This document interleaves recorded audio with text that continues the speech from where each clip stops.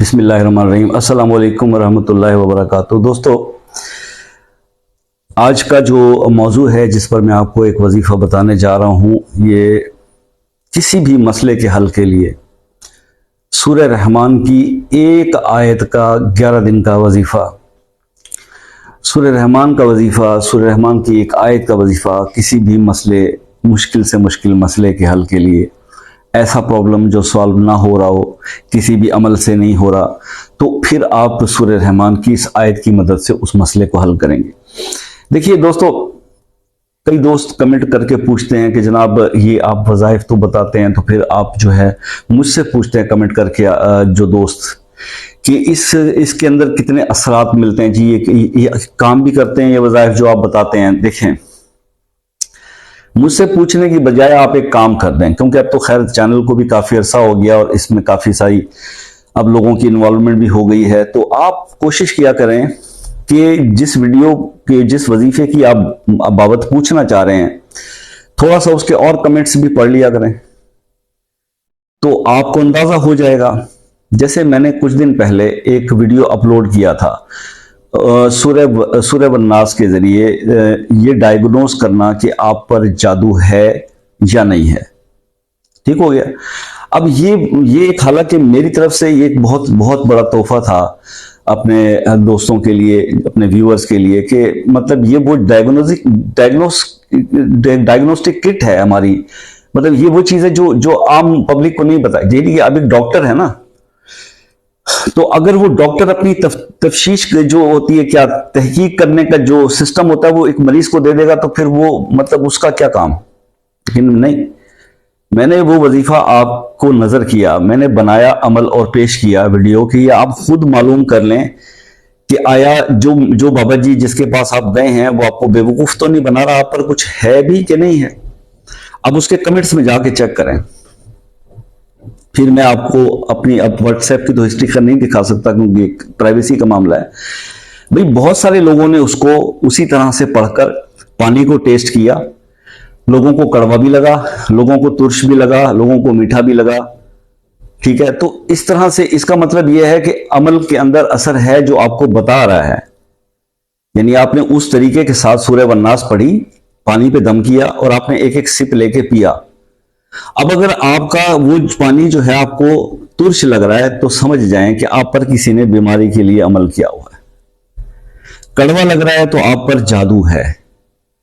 اگر میٹھا پانی لگ رہا ہے آپ کو تو اس کا مطلب یہ ہے کہ کسی نے آپ پر جادو کیا ہے آپ کو اپنی محبت میں گرفتار کرنے کے لیے، ٹھیک ہو گیا۔ اور اگر اس پانی سے آپ کو سمیل آتی ہے، سمجھے نا، ایسی سمیل جو مطلب آپ سمجھ ہی رہے ہوں گے کہ مطلب واش رومز میں آتی ہے، ایسی سمیل اس پانی سے آتی ہے، تو پھر یہ بہت ہی غلیظ عمل آپ پہ کیا ہوا ہے، ٹھیک ہے۔ مطلب سفلی کا بھی ایک جو لویسٹ لیول کا ہوتا ہے وہ، تو یہ ڈائگنوز آپ اس ویڈیو کو دیکھ کر خود وہ دیکھیں نا، عمل کریں، اور پھر آپ مجھ سے شیئر کریں کہ کیا آپ کو پتہ چلتا ہے کہ نہیں چلتا۔ یہ سب کو بہت سارے لوگوں کو اس سے یہ رزلٹ ملا ہے، میری تو اس سے جان چھوٹ گئی۔ یعنی اب میں نے آپ کو بتا دیا، بھائی آپ نے ڈائگنوز کرنا ہے، مجھ سے کیوں کہتے ہو یا کسی بھی بابے سے کیوں؟ ہمیں تو اپنے ایک پل کا پتہ نہیں ہوتا، آپ کہتے ہیں بابا جی حساب کریں نظر۔ بابا جی کیا حساب کریں؟ بابا جی کیا حساب؟ بھائی مستقبل کا حال، آگے کی باتیں اللہ ہی بہتر جانتے ہیں۔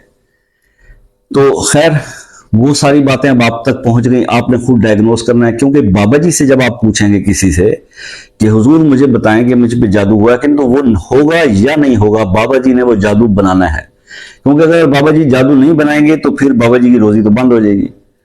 تو اس لیے اس چیز کو دیکھتے ہوئے یہ کام میں نے کیا تھا کہ میں نے آپ کی نظر کر دیا کہ جناب آپ خود ڈائگنوز کر لیں۔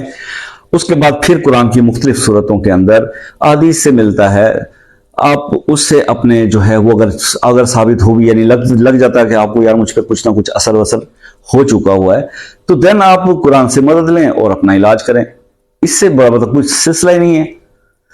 تو اب یہ چیزیں سب جب کلیئر میں نے کر دی تو پھر مجھ سے پوچھنے کی کوئی تک نہیں بنتی کہ جناب شاہ صاحب آپ تو ایسے ہی بول رہے ہیں۔ یار میں اگر ایسے بول رہا ہوں تو جن لوگوں کو ریزلٹس مل رہے ہیں تو وہ میں تو انہی کو دیکھوں گا نا، باقی کچھ لوگوں کو نہیں مل رہے تو وہ ان کا اچھا۔ دوسری بات اہم یہ کہ جی ایک وظیفہ فرض کریں दुरूद तंजीना का आया, कहीं से सूरह फातिहा का आया, सूरह शिफा है, मौज़तैन जो थी, सूरह फलक और वन्नास हुआ, ये अहादीस से आ रहे हैं।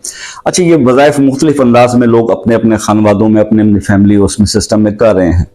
फिर ये आता है कि जनाब आप तो सिर्फ वो बस कहीं से पढ़ा हुआ बता देते हैं, तो अब इससे क्या होता है। मैंने कहा दोस्तों, किसी से पढ़ा हुआ बताया हो, किसी से पूछा हुआ बताया हो, आपको इससे पहले पता नहीं था, अच्छा अगर पता था तो इस वीडियो को स्किप कर दें, अगर नहीं पता था इसको सुन लें और इसको करके देख लें।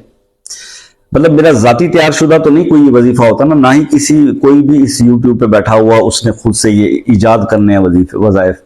ये सारा ये वो इल्म है, जिस तरह से आपका ये जो आजकल का इल्म होता है दुनियावी, इसी तरह से ये दीन का इल्म है। इसके अंदर भी जितनी मालूमात आप तक पहुंचती हैं वही आगे आपने कन्वे करनी है कि यार ये परेशानी हो तो ये हुक्म है कि ये कर लिया करो, ये परेशानी हो तो इस सूरत को इस वक्त में पढ़ लिया करो, और वही चीजें आपसे शेयर की जाती हैं। तो नई चीज तो कोई वजूद में आ नहीं रही, ठीक है। कुरान तो एक बार ही आया, हजूर पाक सल्लल्लाहु अलैहि वसल्लम पे तकमील हो गई और क़यामत तक उसने कायम रहना है। वो एक ही कुरान है हमारे पास।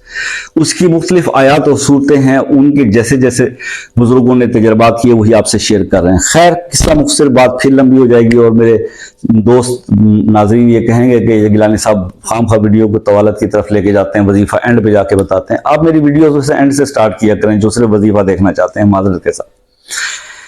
अच्छा, अब बात ये आगे के वजीफे की है। देखिए, सूरह रहमान की एक आयत है आयत नंबर 33, आयत नंबर 33। ये आपने पढ़नी कैसे है? अव्वल आखिर 7 मरतबा आप अव्वल आखिर दूध इब्राहिमी पढ़ेंगे, 7 बार पहले 7 बार बाद में, और इसको आपने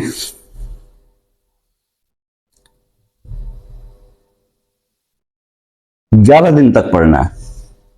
आयत नंबर 33, या माशरल जिन्न वल इंस मिन, ये जो आयत है ये आपने 11 दिन पढ़नी है, 7 दफा नमाज के बाद, अव्वल आखिर 7 दफा दुरूद शरीफ, और ये हर नमाज के बाद पढ़नी है 7 बार।